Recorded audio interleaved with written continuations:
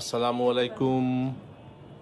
আজকে আমরা নিয়ে এসেছি গরমের পরম শান্তি, বাংলার এসি অথবা গরিবের এসি। এই যে বাংলার এসি অথবা গরিবের এসি, এই 900 টাকার 800, 900, 700 থেকে 900 টাকার ভিতরেই থাকে এই ফ্যানগুলো।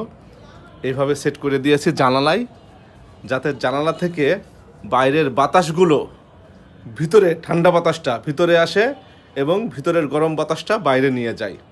এতে করে কী হয়, সমস্ত ঘর ঠান্ডা হয়ে যায়। তো এটার নাম দিয়েছি বাংলার এসি অথবা গরিবের এসি। যেভাবে নেন না কেন, জাস্ট একটা সুইচটা চাপ দিলেই এই রান হয়ে যাবে।